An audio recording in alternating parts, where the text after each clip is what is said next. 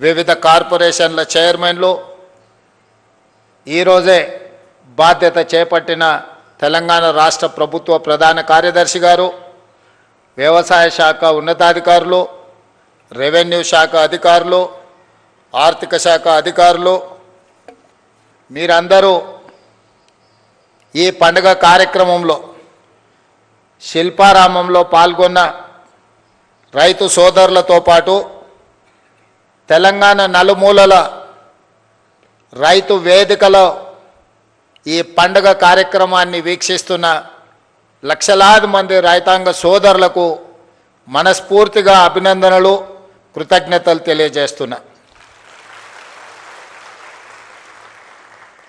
రైతు సోదరులారా, ఈనాడు తెలంగాణ రాష్ట్ర ప్రభుత్వం డిసెంబర్ 7, 2023 నాడు ప్రజాపాలన బాధ్యత చేపట్టినప్పుడు 30 నెలల పరిపాలనలో ఎదురవుతున్న సమస్యలు, వాటికి చూపిస్తున్న పరిష్కారాలు, ఈ 30 నెలల్లో రైతు సంక్షేమం కోసం రైతును తలెత్తుకొని ఆత్మగౌరవంతో బ్రతికే విధంగా వ్యవసాయం దండగ కాదు, వ్యవసాయం అంటే ఒక పండగలా ఈనాడు తీర్చిదిద్దాలి అని మన ప్రభుత్వం సంపూర్ణంగా ప్రయత్నం చేస్తుంది. ఇవాళ కొన్ని అంశాలు వేదిక మీద ఉన్న మా ఆడపడుచులు, మా అక్కలు, మా చెల్లెండ్రు చాలామంది చదువుకున్న వాళ్ళు ఉన్నారు. మా యువమిత్రులు ఒకప్పుడు పంచగట్టుకొని వ్యవసాయం చేసే కాడి నుంచి పాయింట్ షర్ట్ వేసుకొని వ్యవసాయం దాటి ఈరోజు సూట్ వేసుకున్న సోదరులు కూడా వ్యవసాయ పనుల్లో నిమగ్నమవుతున్న సందర్భంలో కొన్ని అంశాలను మీ ముందు ప్రస్తావించాలని ఈరోజు నేను భావిస్తున్నా.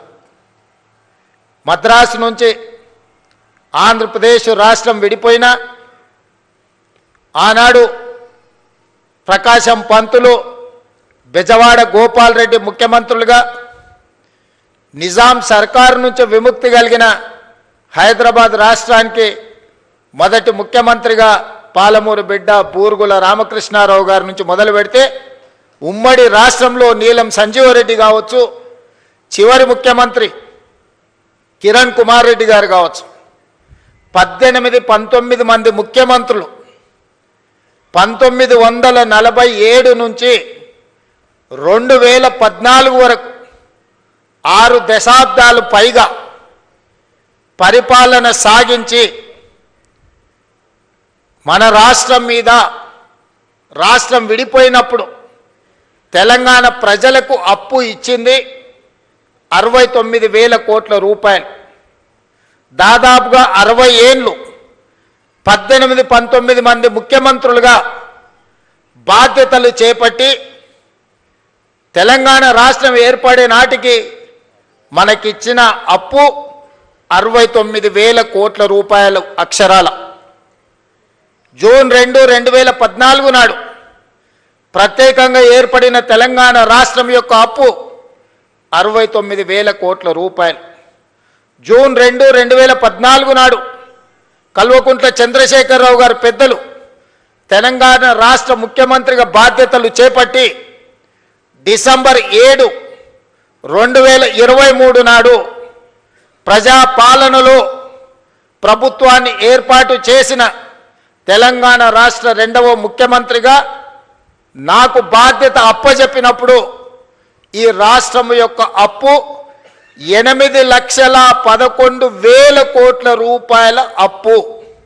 అక్షరాల 18 మంది ముఖ్యమంత్రులు దాదాపుగా 60 ఏళ్ళు 69,000 కోట్ల రూపాయల అప్పు చేస్తే కేవలం ఒకే ఒక్క కుటుంబం కల్వకుంట్ల చంద్రశేఖరరావు గారి కుటుంబము 7 లక్షల కోట్ల పైగా అప్పు చేసి రాష్ట్ర విభజన జరిగినప్పుడు 16,000 కోట్ల రూపాయల మిగులు ధనిక రాష్ట్రంగా తెలంగాణ రాష్ట్రాన్ని శ్రీమతి సోనియా గాంధీ గారు, శ్రీ మన్మోహన్ సింగ్ గారు మనకు అప్పచెప్పితే అప్పుల ఊపిలో నిండా ముంచేసి మళ్ళీ లేవడానికి కూడా అవకాశం లేకుండా మన మీద మన్ను గప్పి అప్పుల్లో నిండా ముంచి అప్పులు తప్పులు చేసి 8,11,000 కోట్ల రూపాయలతోని బాధ్యత అప్పచెప్పింది. ఎన్నికల సందర్భంగా 6 లక్షల కోట్ల రూపాయలు అప్పు ఉందని మేమంటే కాంగ్రెస్ అబద్ధాలు చెప్తుంది, 4 లక్షల కోట్ల అప్పు కూడా లేదని బుకాయించే ప్రయత్నం చేశాడు. సరే అరాకొరా ఏమైనా చంద్రశేఖరరావు గారు అప్పు చెప్తుండేమో అని బాధ్యత చేపట్టిన తర్వాత ఆర్థిక మంత్రిగా బాధ్యత తీసుకున్న బట్టి విక్రమార్క గారికి మొట్టమొదటి మంత్రివర్గ సమావేశంలో నేను ఒక మాట చెప్పిన, మంత్రులందరి అనుమతితో, అసలు పూర్తిగా మన రాష్ట్రం ఎంత అప్పు ఉంది, ఏ విధమైన అప్పు ఉంది, ప్రభుత్వం ప్రత్యక్షంగా తెచ్చుకున్న అప్పేంది, వివిధ కార్పొరేషన్ల మీద తెచ్చుకున్న అప్పేంది, వివిధ శాఖల మీద తీసుకొచ్చిన అప్పేంది, ఎన్ని రకాల అప్పులు తెలంగాణ రాష్ట్ర ప్రభుత్వం మీద ఉన్నాయో లెక్కలు తీయండి. ఆర్థిక శాఖలో పనిచేస్తున్న అధికారులను పిలిచి కూర్చోబెట్టండి. ఒక శ్వేత పత్రాన్ని శాసనసభలో ప్రవేశపెట్టి తెలంగాణ ప్రజలకు పూర్తి వివరాలు అందిద్దామని మేము ప్రయత్నం చేసినాం. ఇక తవ్వుతున్న కొద్దీ గుట్టల కొద్దీ అప్పులు బయటపడ్డాయి. అప్పులే కాదు, అందిన కాడికల్లా చేబదులు తీసుకొచ్చి 7 తారీఖున నేను బాధ్యత తీసుకొని ఆఫీస్కి వచ్చి చీఫ్ సెక్రటరీ గారిని పిలిచి ఈ నెల మీ జీతం వచ్చిందా అని అడిగిన. మా జీతం ఎక్కడిది సార్, నెల చివరికి కానీ వచ్చే పరిస్థితి లేదు, అది కూడా ఇన్స్టాల్మెంట్లలో ఇస్తున్నారు సార్. వెనకటికి ఎప్పుడో మేము టీవో ఫ్రిడ్జో కొనుక్కునేది ఇన్స్టాల్మెంట్లలో, ఇప్పుడు మా ప్రభుత్వ ఉద్యోగులకు 7 లక్షల మందికి మాకు ఇన్స్టాల్మెంట్లలో జీతాలు ఇస్తున్నారని చెప్పాడు.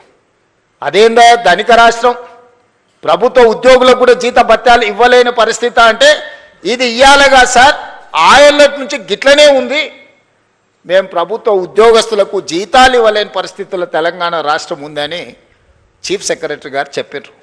ఇది వాస్తవం. అందుకే ఆ రోజు స్పష్టంగా చీఫ్ సెక్రటరీ గారికి చెప్పిన, ప్రభుత్వం అంటే యజమాని, యజమాని తన దగ్గర పనిచేసే వాడికి మొదటి తారీఖు నాడు జీతం ఇవ్వకపోతే ఆ యజమాని మీద పనివాడికి అసలు భరోసానే ఉండదు. భరోసా ఉండడమే లేకపోవడమే కాకుండా పని చెప్పాలంటే కూడా యజమానికి ధైర్యం ఉండదు. సమయానికి రమ్మని అడగాలంటే, లేకపోతే ఆఖరి వరకు ఉండాలంటే ఆయిగా నువ్వు లెస్స జీతం ఇచ్చినావు తీయవా, ఇక పొద్దునే రమ్మని అంటున్నావు, నువ్వు నేనేనో అప్పు చేసుకోవాలి, పాల బిల్లు కట్టాలి, పిల్లల బడి ఫీజులు కట్టాలి, ఇట్లా బియ్యం కొనుక్కోవాలి, ఇక నువ్వు ఎప్పుడో ఒకసారి ఇచ్చే జీతానికి ఇంకా పొద్దున్నే రమ్మనేది మళ్ళీ ఇదో పెద్ద పంచాయతీ అనేది అనే పరిస్థితి ఉంటుంది. అట్లా కుదరదు, అట్లా కుదరదు. కష్టమైన జీతాలు ఇవ్వాల్సిందే, రిజర్వ్ బ్యాంకుతో మాట్లాడాలని మొదటి ఆదేశం ఇచ్చిన. ఇది బోను, మరి ఇంకేంది పరిస్థితి అన్న?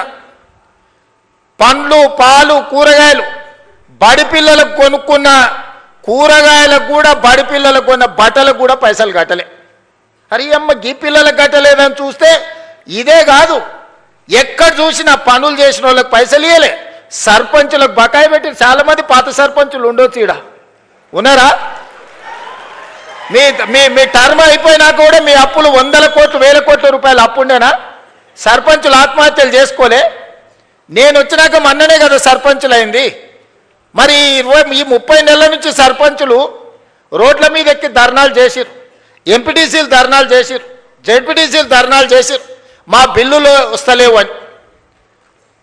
బకాయి పెట్టిందేమో బకాసూరుడు, కట్టె పాపమేమో నా మీద పడ్డది.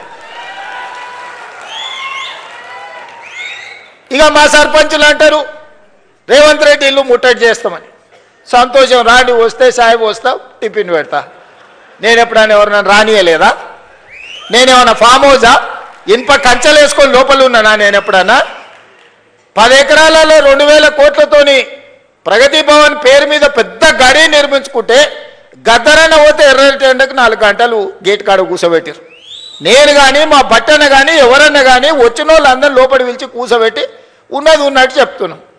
ఆ మధ్యలో మా అధికారులు అన్నారు, సార్ నువ్వు ఉన్నది ఉన్నట్టు చెప్పక సార్, నీకు దండం పెడతా అని. ఎందుకన్నా? అప్పు ఉంటుంది అన్నారు. నేనన్నా అప్పు ఉంటుంది అని చెప్పి నువ్వు షేర్వాన్ వేసుకొని తిరిగితే లోపల ఉన్న పరిశాని వాళ్ళకెట్టే తెలుస్తుంది. లోపల బనీన్కు బొక్కలే ఉన్నాయి, డ్రాయర్కు బొక్కలే ఉన్నాయి, అంగి లేనే లేదు. మీద షేర్వాన్ వేసుకొని నేను నవాబునని చెప్తే ఏం లాభం అయ్యా? మనం నవాబులం కాదు, చంద్రశేఖరరావు దెబ్బకు బికారులుగా మారినాం. ఈ వాస్తవం వాళ్ళంతా మనోలే, వాళ్ళకి చెప్పాలి కదా.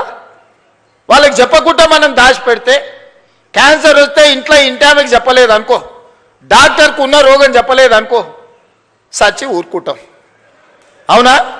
అందుకే నేను చెప్పిన ఇదంతే ఏం కాదు, ఏమైతే అది అయింది, కుల్లం కుల్ల ఉన్నది ఉన్నట్టు చెప్తా, లెక్కలు చెప్తా, ఉన్నది చెప్తా, చేసేది చెప్తా, చెప్పిందే చేస్తా.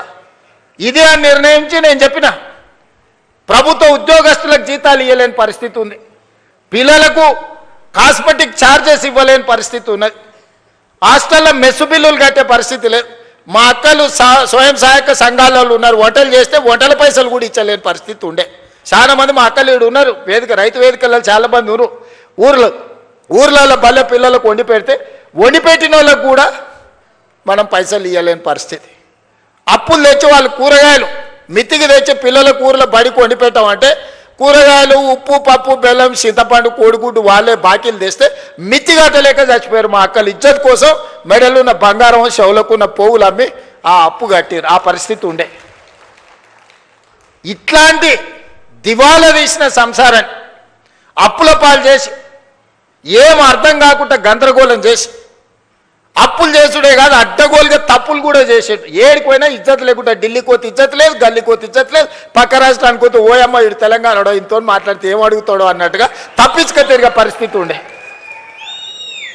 అట్లా సంసారం మొదలుపెట్టి 30 నెలల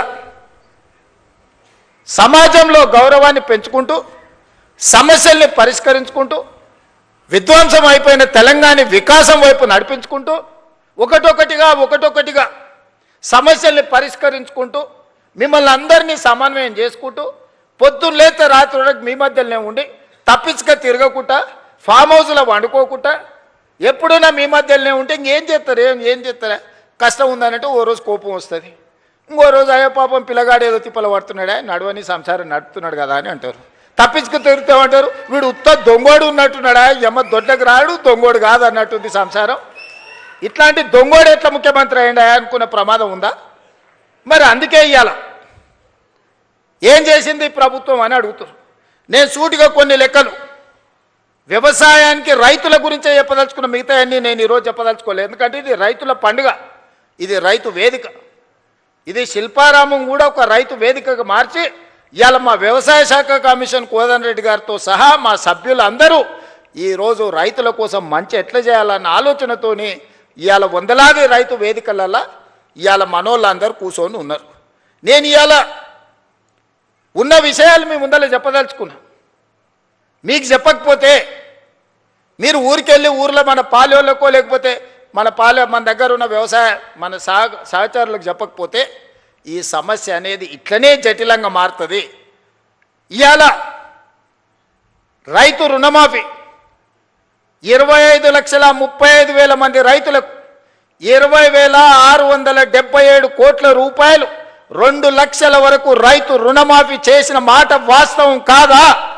ప్రతి ఊర్లో రైతుల వివరాలు గ్రామ సభలలో చదివి వినిపించినాం.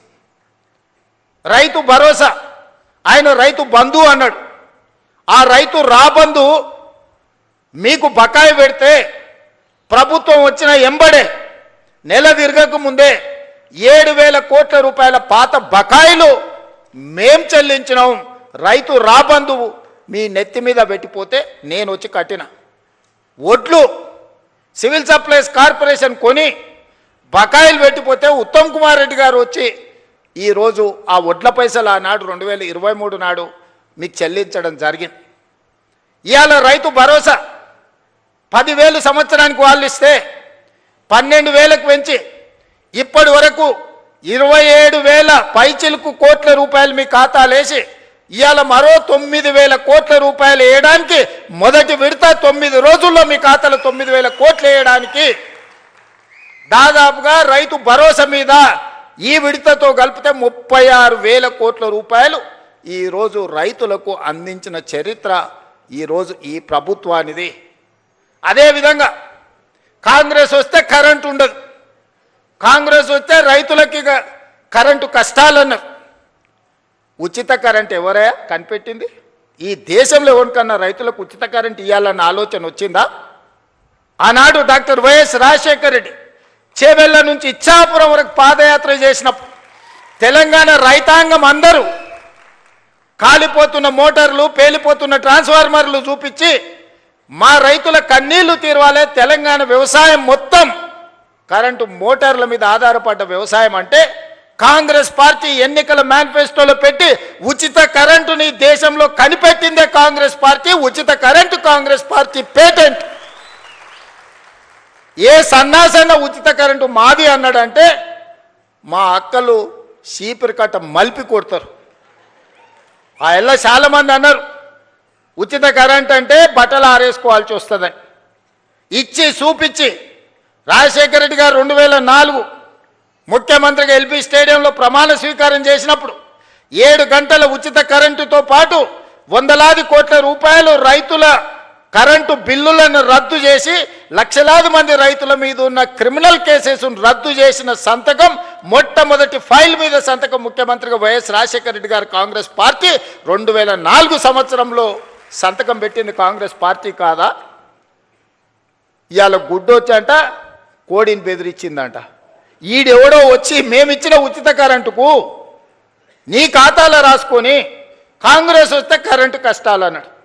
ఆ ఉచిత రైతు కరెంటుకు ప్రతి నెల మా బట్టి విక్రమార్క గారు ఆర్థిక మంత్రి ఆయనే, విద్యుత్ శాఖ మంత్రి ఆయనే, ఎడమ చేత్తో ఇస్తుండు, కుడి చేత్తో తీసుకుంటూ నెలకు 1000 కోట్ల రూపాయలు ఇవాళ రైతులకు ఉచిత కరెంటు మీద 30,000 కోట్ల రూపాయలు 30 నెలల బట్టి విక్రమార్క గారు ఉచిత 24 గంటల ఉచిత విద్యుత్ కోసం రైతుల కోసం 30,000 కోట్ల రూపాయలు ఈనాటికి మనం ఖర్చు పెట్టినాం. బోనస్ కింద 4,000 కోట్లు దాదాపుగా ఉత్తమ్ కుమార్ రెడ్డి గారు ఇచ్చారు. వ్యవసాయ పనిముట్లకు ఈరోజు తుమ్మల నాగేశ్వరరావు గారు 2,000 కోట్ల రూపాయలు ఖర్చు పెట్టారు. రైతు బీమా దాదాపుగా 3,500 కోట్ల రూపాయలు రైతు బీమా కోసం ఈరోజు మనం ఖర్చు పెట్టినాం. సివిల్ సప్లైస్ కార్పొరేషన్ 10 ఏళ్లలో వాళ్ళు కొనుగోలు చేసింది ఎంత? 2.5 ఏళ్లలో మనం కొనుగోలు చేసింది ఎంత? ఒక్కసారి లెక్క పెట్టుర్రి. 10 ఏళ్లలో వాళ్ళు కొన్నది మొత్తం 1,68,000 కోట్లు అనుకుంటే ఖాళీ 2.5 ఏళ్లలో ఉత్తమ్ కుమార్ రెడ్డి గారు 80,000 కోట్ల రూపాయలు పైగా సివిల్ సప్లైస్ కార్పొరేషన్ నుంచి వడ్లు కొనుగోలు చేసి రైతులకు ఈరోజు రైతులకు ఇచ్చింది. ఇట్లా లెక్కలేస్తే 30 నెలల దాదాపుగా 1,75,000 కోట్ల రూపాయలు ఈ ప్రభుత్వం రైతాంగం కోసం ఖర్చు పెట్టింది. సరాసరి ప్రతి నెల 6,000 కోట్ల రూపాయలు రైతుల కోసం మేం ఖర్చు పెడితే మీరు 2,500 కోట్ల రూపాయలు కూడా ఖర్చు పెట్టలేదు. మరి వ్యవసాయానికి మేం పండుగ చేసినామా, మీరు చేసిర్రా? ఇలా ఊర్లలో తిరిగి ఈరోజు రైతులను క్షమించే సభ పెట్టమని తాటి చెట్టు లెక్క అయ్యాడు కానీ తలకాయ లేనట్టుంది చెప్తా ఉన్నాడు. చెట్టులు ఎక్కువ ఎరిగితే సరిపోదు, అందులో ఆవగించనంత గుజ్జు ఉండాలని పెద్దలు చెప్పారు. అందుకే ఇవాళ ఏ విషయంలో అయినా మీరు చర్చకు సిద్ధమా, వస్తాడా అసెంబ్లీకి? రైతుల గురించే ప్రత్యేకంగా అసెంబ్లీ సమావేశాలు ఏర్పాటు చేద్దాం. 10 సంవత్సరాలు మీరు చేసింది ఏంది రైతుల కోసం, 10 సంవత్సరాలు మేము చేసింది ఏందో ఈరోజు ఆలోచన చేద్దాం. సాగునీటి ప్రాజెక్టులు, కాళేశ్వరం పేరు మీద గోదావరి నదీ జలాలతోని ఉత్తర తెలంగాణను సస్యశ్యామలం చేస్తా, రంగారెడ్డి జిల్లా వరకు తీసుకొస్తని 1,50,000 కోట్ల రూపాయల అంచనాతోని గోదావరి నదీ జలాల మీద కాళేశ్వరానికే 1,02,000 కోట్ల రూపాయలు కాంట్రాక్టర్లకు చెల్లిస్తే 3 ఏళ్ల కాళేశ్వరం కట్టుడు, 3 ఏళ్ల కాళేశ్వరం కూలుడు మీరే కడితిరి, మీరే కూలగొట్టిరి. 1,00,000 కోట్ల రూపాయలు గోదావరిలో కలిసిపోయి కాళేశ్వరం కాస్త కూలేశ్వరమైంది. అంతకుముందు ఏ ఊర్లో ఎవరు కష్టపడి ఒడ్లు పండించుకున్నా, ఏ ఊర్లో ఎవరు మక్కలు పండించుకున్నా, ఏ ఊర్లో ఎవరు జొన్నలు పండించుకున్నా, ఏ ఊర్లో ఎవరు సద్దలు పండించుకున్నా, ఏది పండించుకున్నా కాళేశ్వరం నీళ్ళతోనే ఈ పంటలు పండినాయి అన్నారు. మరి 3 ఏళ్లలో మేము సుక్క నీరు తీసుకోలే, కుప్ప కూలిపోయింది కాళేశ్వరం. సంవత్సరానికి కేవలం ఒట్ల గురించే నేను చెప్పదలుచుకున్నా. 2,88,00,000 మెట్రిక్ టన్నుల ఒడ్లు పండించి తెలంగాణ రైతాంగం తమ రక్తాన్ని చెమటగా మార్చి దేశంలోనే తెలంగాణ రాష్ట్రాన్ని నెంబర్ 1గా నిలబెట్టింది తెలంగాణ రైతాంగం కాదా? మా రైతు సోదరులు కష్టపడి రక్తాన్ని చెమటగా మార్చి పండించిన ఒడ్లు కాళేశ్వరం నీళ్లతో పండించిరని కథలు చెప్తావు కదా చంద్రశేఖరరావు గారు. ఈ కాశీ మజిలీ కథలు ఎన్ని రోజులు చెప్తారు మీరు? ఎన్నిసార్లు మోసం చేస్తారు? అందరినీ అన్నిసార్లు ఎల్లకాలం మోసం చేయలేరు చంద్రశేఖరరావు గారు. అందుకే ప్రజలు ఆలోచన చేసిర్రు, 10 ఏళ్ళు అవకాశం ఇచ్చిర్రు, చెప్పిందల్లా నమ్మిర్రు. హరికథ చెప్పు, బుర్రకథ చెప్పు, ఏ కథ చెప్తే ఆ కథ నమ్మిర్రు. ఏదో చేస్తాడో చూద్దాం పెద్ద మనిషి అని. చివరికి అన్ని కథలు విన్న తర్వాత గొలుసులు తెచ్చి బంధించి బకాసూరుని తీసుకుపోయి ఫామ్ హౌస్లో గట్టేసిర్రు బయటికి వెళ్ళకుండా. ఇక నిన్న మన పిల్ల రాక్షసులు బయలుదేరి వస్తాడు. ఇక చంద్రశేఖరరావు రావాలని కోరుకుంటురని. ఎవడు కోరుకుంటున్నా? ఎవరికేమి ఇచ్చిర్రు? మీకంటే ఫామ్ హౌస్లు ఇచ్చిర్రు, రాసుకోనికే పేపర్లు ఇచ్చిర్రు, చూపించుకోనికే టీవీలు ఇచ్చిర్రు, దోసుకోనికే తెలంగాణ రాష్ట్రాన్ని ఇచ్చిండు. మీకు రావాలేమో చంద్రశేఖరరావు, మా రైతులకు ఎందుకయ్యా? రైతు రుణమాఫీ చేయలేదు, 1,00,000 రూపాయలని 4 విడతలని, అసలు లేదు మిత్తి లేదు, చేతిలో అప్పు, చేతిలో సిప్పని, నెత్తి మీద అప్పు మిగిలిచ్చిపోయిండు. 2 సార్లు 1,00,000 రూపాయలు రుణమాఫీ అని చేసిండా? డబుల్ బెడ్రూమ్ అన్నాడు ఇచ్చిండా? దళితుల 3 ఎకరాల భూమి అన్నాడు ఇచ్చిండా? ఇంటికో ఉద్యోగం అన్నాడు ఇచ్చిండా? 1 కోటి ఎకరాలకు నీళ్ళు ఇస్తా అన్నాడు పారిచ్చిండా?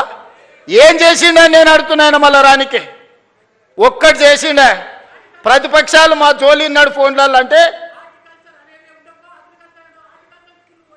హార్టికల్చర్, అగ్రికల్చర్, ప్రాన్ కల్చర్, అన్ని కల్చర్లను సర్వనాశనం చేసిండు.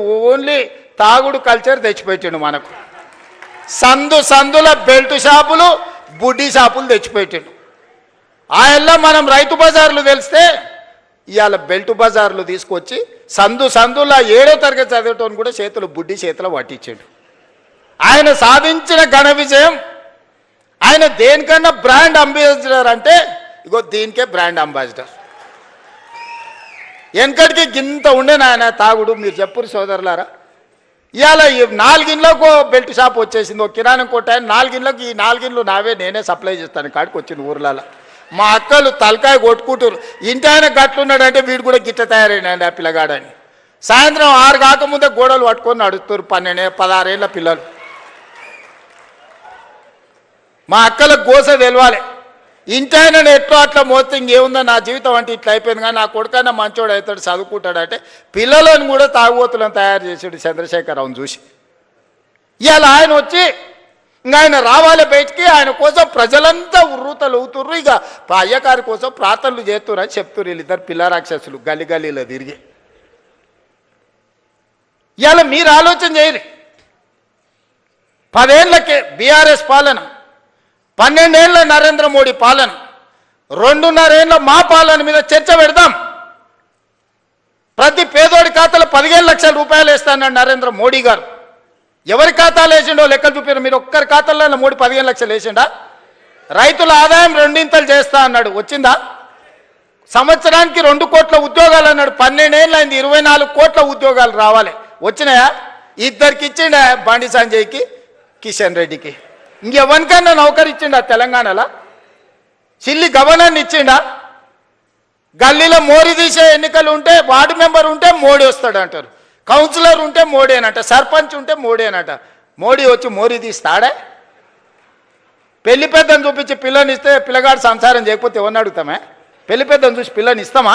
మనందరం వ్యవసాయం చేసిన గ్రామాల నుంచి వచ్చిన వాళ్ళమే కదా. పిల్లగాడు దుక్కి దుంతాడా, లేదా వ్యవసాయం చేస్తాడా, లేకపోతే నౌకరు చేస్తాడా, వీడు ఎంత సమర్థుడు అని పిల్లని ఇస్తాం. కానీ పెళ్లి పెద్ద గట్టోడు పెళ్లి పెద్దను చూసి పిల్లని ఏమంటే చెప్పు తీసుకొని కొడతారు వాడు రేపు సంసారం చేయకపోతే. బీజేపీ వాళ్ళ గతి గట్లుంది. నిన్నమాని ఒక ఆయన వచ్చిండు, నవీనో నమోనో, ఆయన పేరు ఏందో నాకైతే మొత్తం తెలియదు. కానీ ఇంకా ఆయన వచ్చి చెప్తుండు వచ్చేది మాదే అని. ఏంది వచ్చేది మీది? పన్లీగులో పట్టించాలి. వెస్ట్ బెంగాల్ వచ్చింది వస్తాను, వెస్ట్ బెంగాల్ 15 ఏళ్ళు పట్టింది. తెలంగాణలో కూడా గదే గతి అవుతుంది మీకు. ఆడేనో మమతా బెనర్జీ గారు కాబట్టి మీ పప్పులు ఉడికినాయి. ఈడ మా వాళ్ళు అందరు ఉన్నారు, ఈయనే ఉన్నారు, దంచుతారు. అందుకే మిత్రులారా, ఇవాళ రైతులను ఆలోచన చేయమంటున్నా. 8,11,000 కోట్ల రూపాయల అప్పు నుంచి, నెల జీతాలు ఇవ్వలేని పరిస్థితి నుంచి ఒకటొకటిగా 8,000 కోట్ల రూపాయలు రిటైర్మెంట్ బెనిఫిట్స్ ప్రభుత్వ ఉద్యోగస్తులకు బకాయిలు పెట్టి 58 ఏళ్ల రిటైర్మెంట్ వయస్సును వాళ్లకు బెనిఫిట్స్ ఇవ్వాల్సి వస్తుందని 61 ఏళ్లకు పెంచితే 2024 నుంచి ప్రతి నెల 1000 మంది రిటైర్ అయ్యి 1000 కోట్లు నాకు అదనంగా రిటైర్మెంట్ బెనిఫిట్స్ ఇవ్వాల్సి వచ్చింది. ఆర్టీసీలో బంద్ పెట్టి వందలాది మంది కార్మికులు చచ్చిపోయి 100 రోజుల పైగా దీక్ష చేసి 100 మంది చచ్చిపోతే ఆర్టీసీ లాస్లో మునిగి నడవలేని పరిస్థితి, టైర్లకు ట్యూబ్లకు పంచర్లు వేసుకునే పరిస్థితి లేకుండా ఆర్టీసీ ఇవాళ 1000 కోట్ల రూపాయల లాభంతో నడుస్తుంది. ఇవాళ సింగరేణి కష్టపెట్టి నిలబెట్టినాం, విద్యుత్ శాఖను ప్రక్షాళన చేసినాం, ఆర్థిక శాఖ ఈరోజు కష్టపడి నిలదొక్కుంటుంది. వ్యవసాయ శాఖ గురించి నాకంటే మీకెక్కువ తెలుసు. రెవెన్యూ శాఖ ధరణి పేరు మీద ఘడీల కోసం గులాంగిరి చేసే వ్యవస్థను తీసుకొస్తే ధరణిని బంగాళాఖాతంలో వేసి భూభారతి తీసుకొచ్చి ఈరోజు మీ సమస్యల్ని ఈ ప్రభుత్వం పరిష్కరిస్తలేదా? మా అక్కలు ఈయనే ఉన్నారు. ఆ ఎల్ల అమ్మగారింటికి పోవాలన్నా, అమ్మవారిని దర్శించుకోవాలంటే అయితే ఇంటాయనని అడగాలి, లేకపోతే పిల్లల్ని అడగాలి. బస్కిరాయి బిడ్డ అమ్మని చూసి వస్తా అంటే ఇప్పుడు నువ్వు ఏముంది అమ్మ నీకు, దసరాకు వదువుగాని అనేటోళ్ళు ఉగాదికి అడిగితే. ఇవాళ ఇంటాయన బాయకాడికి పోతే అక్క బస్ ఎక్కి చక్క పోయి అమ్మని చూసి మళ్ళీ వచ్చి ఎప్పటిలాగా వంట వండుకుంటా ఈటీవీ మా టీవీ సీరియల్ చూస్తుంది. అక్కలారా మీరు చెప్పండి, మీ తమ్ముడు ముఖ్యమంత్రి అయినప్పటి నుంచి ఎవరన్నా మిమ్మల్ని ఒక్క పైసనన్నా బస్కిరా అడిగినరా? అక్క ఒట్టేసి చెప్పురి, ఏడికన్నా ఎవరన్నా అడిగిర్రా? ఉచితంగా బస్సు ఇవ్వలే అక్క మీకు అందరికీ? 11,000 కోట్ల రూపాయలు మీ తరఫున ఆర్టీసీకి నేను కడితే ఇవాళ 1000 కోట్ల రూపాయల లాభంతో ఆర్టీసీ నిలబడ్డది. మా అక్కల్ని అందరినీ ఆర్టీసీ బస్సులో మారాన్నులాగా పోతుంటే ఆటో వాళ్ళని రెచ్చగొట్టి ఆర్టీసీ ఆడబిడ్డలకు బంధు పెట్టురని ఆటో డ్రైవర్లను తీసుకొచ్చి మీ మీద ధర్నా చేయించాను. చెప్పి ఇరుగుతుందని చెప్పిన ధర్నా చేయించినోనికి మా అక్కల దగ్గరికి పోయారంటే ఇరుగుతుంది, ఏషాలు ఏ కూర మూసుకొని ఇంటికి పోరానంటే అందరు ఎక్కడోళ్ళు అక్కడ పోయారు. అట్లా మా అక్కల్ని ఉచితంగా బస్సులో పోతురని అవమానకరంగా చూస్తుంటే 1000 బస్సులు కొనిచ్చి 1000 బస్సులకు యజమానులకు మా మహిళా సంఘాలను చేసి యజమానులను చేసిన మా అక్కలు ఇవాళ 1000 బస్సులకు యజమానులు. ఎవరో దాన ధర్మం మీద బస్సులో ఉచితంగా తీసుకపోతే ప్రయాణం చేసేటోళ్ళు కాదు, 1000 బస్సులకు యజమానులు చేసిన. సోలార్ విద్యుత్ అంటే అదాని అంబానీ అంటే 1000 మెగావాట్ల సోలార్ విద్యుత్ మా ఆడబిడ్డలకు ఇచ్చి ఈరోజు విద్యుత్ ఉత్పత్తి చేసే పెట్టించి ఈరోజు బట్టిగారితో ఒప్పందం చేపించి ఇవాళ మా అక్కలకు అందరికీ సోలార్ విద్యుత్ ఉత్పత్తి చేసే యజమానులను చేపించిన. పెట్రోల్ బంకులు రిలయన్స్ నడుపుతుందంటే నారాయణపేట నుంచి ఈరోజు సంఘాలకు పెట్రోల్ బంకులు ఇప్పించి పెట్రోల్ బంకు యజమానులను మా అక్కలను చేయలేదా? రిలయన్స్తో పోటీ పడే విధంగా మా అక్కలు ఇన్నే ఉంది కదా, చెప్పమనురి. ఇవాళ ఈ శిల్పారామం హైటెక్ సిటీ అంటే అన్ని ఐటీ కంపెనీలు, విప్రో, మైక్రోసాఫ్ట్, లేకపోతే పెద్ద పెద్ద కంపెనీలని. ఎప్పుడన్నా మా అక్కలకి పక్కనే 3.5 ఎకరాలు ఉందయా, 1000 కోట్లది. ఒకసారి ఇందిరా మహిళా శక్తి స్టాల్స్ అని దీని పక్కనే గోడ కూడా మొత్తం లేదు, పోత చూసిపోరు. 1000 కోట్ల రూపాయలతోని మా అక్కలు తయారు చేసిన వస్తువులు అమ్ముకోనికి హైటెక్ సిటీ పక్కన 1000 కోట్లు 150 షాపులు మా అక్కలు ఉత్పత్తి చేస్తే గ్రామాలలో ఉత్పత్తి చేసే వస్తువులను ప్రపంచానికే గర్వంగా ఇక్కడ పెట్టి ఇవాళ మా అక్కలకు హైటెక్ సిటీ పక్కన 1000 కోట్ల భూమి నేనిచ్చిన 1000 కోట్లు 8,000 గ్రామ సంఘాల కోసం మీటింగుల కోసం ఒక్కటేసారి మొన్న టెంకాయ కొట్టి ప్రారంభించిన. జిల్లా కేంద్రాలు తొందరలోనే 23 జిల్లాలలో వాళ్ళ మహిళా సంఘాలకు జిల్లా కార్యాలయాలు ఈరోజు కట్టిస్తున్నాం. ఇందుకోసం మేము పోవాలనా? పిల్లల ఫీజు రీఎంబర్స్మెంట్ పరిష్కరించి ఒక పద్ధతి పట్టుకొచ్చినందుకు పోవాలనా? తెలంగాణ ఉద్యమమే నిరుద్యోగ సమస్య కదా. ఓ శ్రీకాంతాచారి, ఓ కానిస్టేబుల్ కిష్టయ్య, ఓ ఈశాన్ రెడ్డి, ఓ వేణుగోపాల్ రెడ్డి, ఓ సురేష్ నాయక్, ఓ కవితా నాయక్, ఈ పిల్లలందరూ దేనికోసం చచ్చిపోయినరు? మేము అమరులమైనా సరే ఉస్మానియా యూనివర్సిటీ గేటును దాన్ని పెట్రోల్ పోసుకొని తగలబెట్టుకున్న యాదయ్య దేనికోసం చనిపోయిండు? యాదిరెడ్డి ఎర్రకోట ముందల చెట్టుకు ఉరేసుకొని దేనికోసం ప్రాణత్యాగం చేసిండు? శాశ్వతంగా ఈ తెలంగాణను పట్టి పీడిస్తున్న ఉద్యోగ సమస్య, నిరుద్యోగ సమస్యను పరిష్కరించడానికి వందలాది మంది ఆత్మ బలిదానాలు చేసుకుంటే దుర్మార్గుడా నువ్వు ముఖ్యమంత్రి అయి నువ్వు, నీ కొడుకు, నీ అల్లుడు, నీ బిడ్డ, నీ సడ్డకుని కొడుకుకు ఉద్యోగాలు ఇచ్చుకున్నావు. కానీ మా నిరుద్యోగ యువకులకు పరీక్షలు పెడితే పేపర్లు పల్లి బఠానీలాగా జిరాక్స్ సెంటర్లలో అమ్ముకున్న దుర్మార్గుడా, నీ ప్రక్షాళన చేసి 70,000 ఉద్యోగాలు 30 నెలలు ఇచ్చింది నేను కాదా? ఆడ ఈడ కాదు, గ్రూప్ 1 ఈడి నుంచే 562 మందికి ఈ నుంచే ఉద్యోగ నియామక పత్రాలు ఇచ్చిన. పుల్లలు పెట్టి కేసులు పెడితే సుప్రీంకోర్టు వరకు పోయి కొట్లాడి 562 మంది పేదోళ్ళ బిడ్డల్ని కాపాడి ఇవాళ గ్రూప్ 1 అధికారులను చేసిన. గ్రూప్ 2లో 1100 మందిని చేసిన. గ్రూప్ 3, గ్రూప్ 4 టీచర్స్, డాక్టర్స్ అన్ని డిపార్ట్మెంట్లలో, ఆర్ఎన్బి, యుఎన్సి ప్రతి డిపార్ట్మెంట్లో, అగ్రికల్చర్ నుంచి ఇరిగేషన్ వరకు, ఎడ్యుకేషన్ నుంచి ప్రతి డిపార్ట్మెంట్లో 70,000 ఉద్యోగ ఖాళీలను భర్తీ చేసి వాళ్ళందరూ కూడా మొదటి తారీఖు నాడే జీతాలు ఇస్తున్నాం కదా. ఇది కాదా ప్రజాపాలన? ప్రజలు ఎన్నుకున్న ప్రభుత్వం ఇది కాదా? 5 ఏళ్ల కోసం ప్రజలు ఎన్నుకుంటే నువ్వు రాజీనామా చేయి, నువ్వు దిగిపో. నీ అయ్యా జాగీరా దిగిపోనికే? మీ తాతల గడి అనుకుంటున్నావా? గడి ముందల లేకపోతే మేమేమన్నా బానిసలం అనుకుంటున్నావా? ఏమనుకుంటున్నావు? బిడ్డ దుక్కి దున్నే చేతులు ఇవన్నీ ఇడు ఉన్నాయి. నువ్వు అనుకుంటున్నావేమో మళ్ళా రావాలే, వస్తాడు, తిరుగుతాడు అని. వస్తే ఏమిస్తాడు? ఏమి చేయడు? మీరు ఆలోచన చేయండి సోదరులారా. రైతు రుణమాఫీ చేయడు, రైతు భరోసా ఇవ్వడు, నిరుద్యోగ సమస్య తీర్చడు, పండించిన పంట కొనడు. ఊరేసుకుంటే ఊరేసుకున్నట్టే అని చెప్పినోడు ఇవాళ 2,88,00,000 మెట్రిక్ టన్నుల ఉత్పత్తిని చేయటమే కాకుండా అన్ని వడ్లు ఉత్తమ్ కుమార్ రెడ్డి గారు కొని చూపించిండు. అట్లా చెప్పినోడు ఆయన ఫామ్ హౌజుల 100 ఎకరాలల్లో వరి పండించుకుంటే 4,200 క్వింటాలు అమ్ముకున్నాడయా.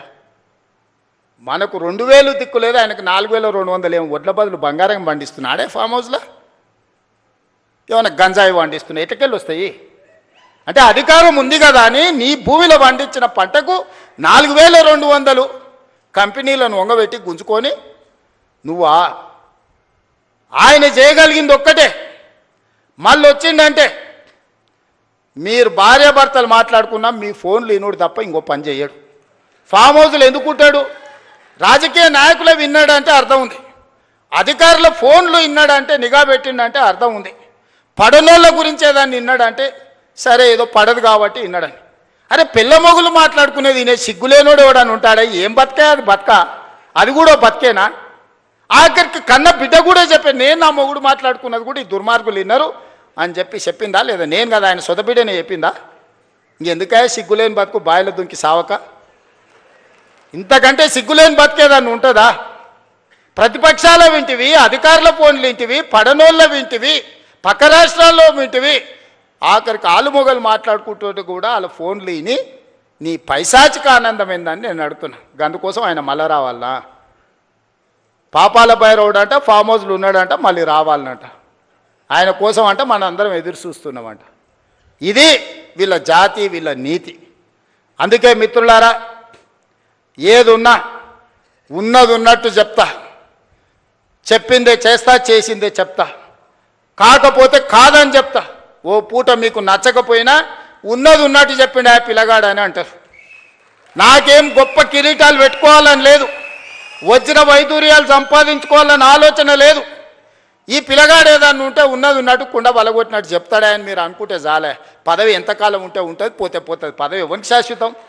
ఇందిరమ్మకే శాశ్వతం కాలే, ఇందిరమ్మకే పదవి శాశ్వతం కాలే, ఎన్టీఆర్కు పదవి శాశ్వతం కాలే, రాజశేఖర రెడ్డికి పదవి శాశ్వతం కాలే. నాకు కూడా పదవి శాశ్వతం కాదు, మాటనే శాశ్వతం. మాట మాట్లాడితే నిలబడతాడు, మాట కోసం ఎంతకైనా నిలబడతాడు అనే పేరు కోసమే ఈ ప్రయత్నం అంతా. అబద్ధాల పునాదుల మీద ఈ ప్రభుత్వాన్ని నడపను. మీకు అబద్ధాలు చెప్పి మిమ్మల్ని నమ్మించే ప్రయత్నం చేయను. ఏమున్నదో అదే చెప్తా, ఏం చెప్పినో అదే చేస్తా. సోదరులారా, తెలంగాణ రైతాంగానికి నా విజ్ఞప్తి ఒక్కటే, వ్యవసాయాన్ని ఈరోజు కాలం మారింది, కాలానికి తగ్గట్టుగా మన నైపుణ్యం పెంచుకోవాలి. ఈసారి వర్షాలు పడవు, శాస్త్రవేత్తలు చెప్తారు. ఎలీనో వచ్చింది, నీళ్లు తక్కువ ఉంటాయి, వర్షాభావం పరిస్థితి ఉంటుంది, వర్షాల మీద నీళ్ళ మీద ఆధారపడ్డ పంటలు వేయకండి అని శాస్త్రవేత్తలు చెప్పారు. నేను గదే చెప్పిన. ఇక చూసినావా రేవంత్ రెడ్డి రైతులకు పంగనామం పెడుతున్నాను. అరే పనికిమాలినోడా, వాన పడదురా అని నేను చెప్తున్నా. వాన పడకపోతే నీళ్లు రాకపోతే కాలువలు వారకపోతే వరి ఎట్లా వండుతుంది? కొంత తక్కువ చేయండి, తక్కువ నీళ్ళతో వండే పంటలు వండించురా అని చెప్పిన. ఇది తప్ప? బజార్లో విలువ కలిగిన పంట సన్న ఓట్లు వేస్తున్నారు. కొన్నిసార్లు మనకు తెలియదు, మనకి ఎవడు ఏజెంట్ వచ్చి అమ్మితే గవ్వే తీసుకుంటాం. 7 రకాలకు మార్కెట్లో మంచి డిమాండ్ ఉంది, 7 రకాలు వేస్తే కొనుగోలుతో పాటు బోనస్ కూడా ఇస్తానని మా ఉత్తమన్న చెప్పిండు. ఒక మంచి మాట రైతులతో, రైతు వేదికలల్లో ఆ ఇత్తనాలు పెట్టి రైతులకు అందుబాటులో తెచ్చి మళ్ళీ ఏ ఓటి నకిలివి లేకపోతే అవోటి ఇవోటి మీ తలకు దాల్గిచ్చారు కదా అని ఇవాళ రైతు వేదికలలో విత్తనాలు తీసుకొచ్చి మీ అందరికీ అందుబాటులోకి తీసుకొచ్చినాం. పంట మార్పిడి చేయండి అన్నాం. అవసరమైన ఇత్తనాలు మీ దగ్గరికి తీసుకొచ్చి రైతులకు కష్ట సుఖాలు మేము చెప్తుంటే తప్పుడు ప్రచారం, నోరు తెరిస్తే అబద్ధం. దేవుడు ఆ కుటుంబాన్ని మొత్తానికి శాపం పెట్టినట్టు, బిడ్డ ఒక్క నిజం చెప్పినా తలకాయ 1000 ముక్కలేసి వస్తారు మీరు, మీ జీవితాంతం అబద్ధాలే చెప్పుకుంటా బతుకుర్రని. ఆ శాపం ఉన్నట్టుందా? అసలు చూడురు, ఒకని మించినోడు ఒకడా అని అమ్మ, ఒకనికి 100 అయితే ఒకనికి 110 మార్కులు వేయాల్సి వస్తుంది అబద్ధాలకు. అతనికంటే గనుడు ఆచంట మళ్ళా అన్నాడు అమ్మ, ఆయనే అట్లా అనుకుంటే అంతకంటే రాటు తేలిర్రా ఈ అమ్మాయి పిల్లకు కుర్రనాయాలు ఇద్దరు. నోరు తెరితే అబద్ధాలు, బామార్దులు అసలు ఇక పోటీ పడే అబద్ధాలు చెప్పుకుంటూ తిరుగుతారు. ఇది పరిస్థితి. అందుకే ఇవాళ వాళ్ళు ఊరూరు తిరగని, గల్లి గల్లి తిరగని, వాళ్ళు బుద్ధి మారినంత వరకు దేవుడు వాళ్ళని క్షమించడు. బుద్ధి చక్కగా ఉంటే అన్నీ చక్కగా ఉంటాయి. నోరు మంచిదైతే ఊరు మంచిది అన్నారు, అవునా? ఏమక్క, నోరు మంచిదైతే ఊరు మంచిది అన్నారు, అవునా? అత్త కోపానికి వచ్చిన కోడలు జర మెత్తగా ఉంటే ఇల్లు చక్కగా నడుస్తుంది, అవునా? మీరు అందరూ ఏదైనా కోప్పడ్డా నేనేమంటానే, మా వాళ్ళే కదనే, మరి బాధ్యత ఇచ్చినప్పుడు ఓసారి కోపం అవుతుంది. ఇంటి పెద్ద మనిషి దసరా పండుగకు అందరికి బట్టలు తెచ్చినా ఈ కలర్ నాకు నచ్చలేదు అంటది కోడలు, అత్త తెస్తే, అవునా? ఉంటాయి ఇవన్నీ సమస్యలు.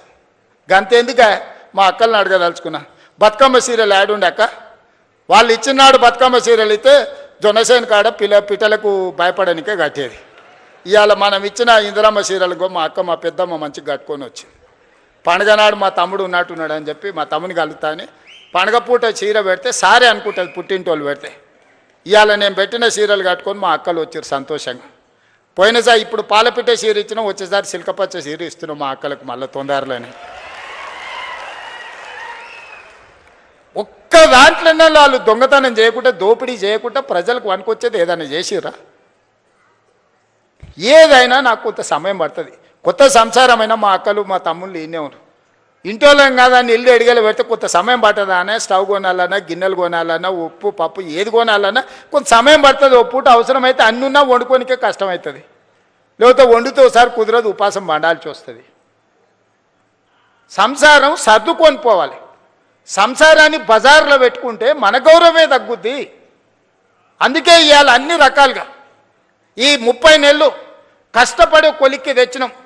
నగదు జమ కాగానే ఎంబడే మీరు అడగకుంటేనే ఈసారి రైతు భరోసా. పోయినసారి కూడా జూన్లో 9 రోజులలో 9,000 కోట్ల రూపాయలు టక్క మీ ఖాతాలు వేసినా లేదా? ఈసారి కూడా అట్లనే వేస్తా నేను. నగదు జమ చేసినా మీకోసం అన్ని జమ చేసి పెట్టినా. ఖమ్మంలో మదిరలో పెద్ద మీటింగ్, లక్షల మంది రైతులతో చేద్దామని అన్ని ఏర్పాట్లు చేసుకుంటే వానవాడి మొత్తం వేసిందంతా పోయింది. మా బట్టాన ఫోన్ చేసిండు, మొత్తం ఇట్లయింది కదా మళ్ళీ వారం వాయిదా పెట్టేద్దామని. మీటింగ్ వారం వాయిదా పెడతాం కానీ నగదేసేది మాత్రం వాయిదా పెట్టేది లేదు. ఎంబడే శిల్పారామంలో పెట్టారు అని నిన్న సాయంత్రం చెప్పినా ఇవాళ పొద్దున్నే పెట్టారు. మీకు కూడా పొద్దున్నే చెప్పుంటారు, అవునా? అంతేకాదు సాయంత్రం శిల్పారామం పోవాలని ఎప్పుడు చెప్పారు మా ఈర్లపల్లి శంకర్ వీళ్ళందరూ. మీకు అందరికీ ఇవాళ చెప్పిందే కదా, 3 రోజుల ముందు అయితే మీకు తెలియదు కదా వీడు ఉందని. మరి ఏం జనార్దనండి, 3 రోజుల ముందు అయితే తెలియదు కదా. మరి ఇవాళ పొద్దుగాలు చెప్తే సాయంత్రానికి అంతా ఏర్పాటు చేసుకున్నాం. ఎందుకంటే మన ఇల్లు చక్కబెట్టుకునే బాధ్యత మనకు ఉండాలి. మా మద్దూరు నుంచి మా కృష్ణన్న కూడా వచ్చిండు. మద్దూరు నుంచి ఇక్కడికి రావాలంటే ఇవాళ తెలిసిందే కదా. కాబట్టి అందుకే ఇవాళ ఏది కూడా ఈ ప్రభుత్వం మీది, ఈ ప్రభుత్వం మనది, ఈ ప్రభుత్వం ప్రజలది, ఈ ప్రభుత్వం మా ఆడబిడ్డలది, ఈ ప్రభుత్వం మా రైతులది, ఈ ప్రభుత్వం మా నిరుద్యోగ యువకులది. ఇది మన ప్రభుత్వం. మంచిగా చేసుకుందాం. పోలీసు నియామకాలు 5,000 పరీక్షలకు నేను ఇవాళ 5,000 ఖాళీలకు నేను నోటిఫికేషన్ ఇస్తే ఈరోజు గతంలో ఇవ్వకపోతే ధర్నాలు ఉండేటివి, ఇప్పుడు ఇస్తే ధర్నాలు చేస్తుర్రు. ఇది ఎక్కడదో. గతంలో మెట్రో కట్టమని మనం అనేది, ఇప్పుడు మెట్రో కట్టొద్దని వాళ్ళు అంటారు. గతంలో మూసిని ప్రక్షాళన చేయమని మనం అనేది, ఇప్పుడు మూసి చేయడానికే వీల్లేదంటారు. గతంలో రీజనల్ రింగ్ రోడ్ కట్టండి అని వేయండి అని మనం అనేది, ఇప్పుడు వద్దంటారు. ఏది చూసినా వద్దో వద్దో వద్దో అని ఒర్లువోతుల్లాగా తయారైంది. మీరు ఒర్లినా పొర్లుడు దండాలు పెట్టినా, మీరు ఎండ్రిని దాగి బాయిలో దుంకినా ఇవన్నీ పనులు చేస్తా. మీరందరు నిండు మనసుతో ఆశీర్వదించండి. ఈ ప్రభుత్వం మీది. ఈ ప్రభుత్వాన్ని కంచేసి కాపాడుకున్న బాధ్యత మా రైతాంగ సోదరులదే. ఇవాళ ఏం చేయకపోయినా మీ భార్య భర్తలు మాట్లాడుకునేది అయితే ఇంటలేమయ్యా, ఓటు ఎక్కువనో ఓటు తక్కువనో ఇచ్చినాం, కానీ మీ సంసారంలో సిచ్చు పెట్టే కేసీఆర్ లాంటి తప్పుడు పనులు మాత్రం చేయదలుచుకోలేదు. మళ్ళీ వచ్చిర్రా, ఇక చివరికి భార్య భర్తలు మాట్లాడుకునే స్వేచ్ఛ కూడా ఈ రాష్ట్రంలో లేకుండా పోతుంది. అట్లాంటి వాళ్ళని మళ్ళీ రానిచ్చే సమస్యనే లేదు. చాలా మంది దీంట్లో అరుంధతి సినిమా ఎంతమంది చూసిందా? చేతురి ఆ పశుపతిని బంధించిర్రా? గట్లనే ఫామ్ హౌస్లో బంధించిన పశుపతిని మళ్ళా గొలుసులు తెచ్చేది లేదు. అరుంధతి సినిమాలో రాక్షసుని ఎట్లయితే బంగళాల బూతు బంగళాలు వేసి బంధించినమో, ఈ రాక్షసుని కూడా ఫామ్ హౌస్లో గొలుసులు వేసి మా రైతులు బంధించారు. బయటికి రానిచ్చేదే లేదు. ఇక గదే జైలు, గదే మొత్తం. అంతేనా? సిద్ధమే కదా? మరి గట్టిగా సపట్లు కొట్టురు. ఇక బట్టేనా? నమ్మకం వచ్చిందా నీకు? నమ్మకం వచ్చింది కదా? ఓకే, ధన్యవాదాలు సోదరులారా.